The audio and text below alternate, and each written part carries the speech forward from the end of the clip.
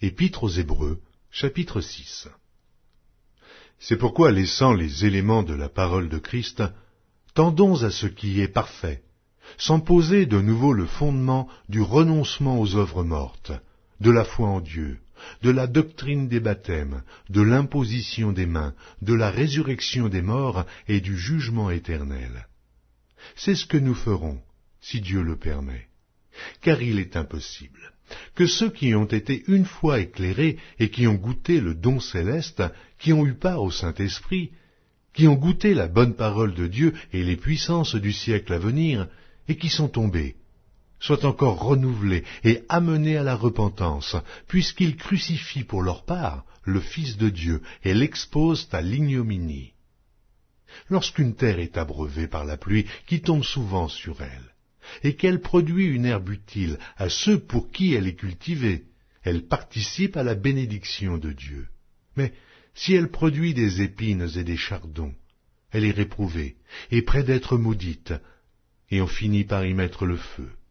Quoique nous parlions ainsi, bien-aimés, nous attendons, pour ce qui vous concerne, des choses meilleures et favorables au salut.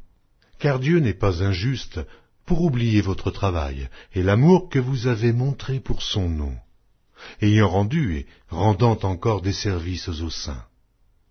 Nous désirons que chacun de vous montre le même zèle pour conserver jusqu'à la fin une pleine espérance, en sorte que vous ne vous relâchiez point, et que vous imitiez ceux qui, par la foi et la persévérance, héritent des promesses.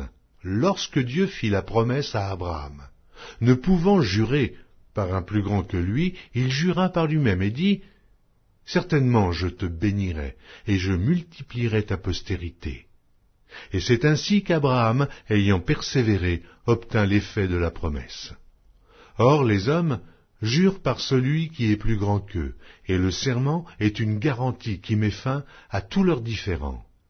C'est pourquoi Dieu, voulant montrer avec plus d'évidence aux héritiers de la promesse l'immutabilité de sa résolution, intervint par un serment, afin que, par deux choses immuables, dans lesquelles il est impossible que Dieu mente, nous trouvions un puissant encouragement, nous dont le seul refuge a été de saisir l'espérance qui nous était proposée. Cette espérance, nous la possédons, comme une ancre de l'âme, sûre et solide. Elle pénètre au-delà du voile, là où Jésus est entré, pour nous, comme précurseur, ayant été fait souverain sacrificateur pour toujours, selon l'ordre de Melchisédek.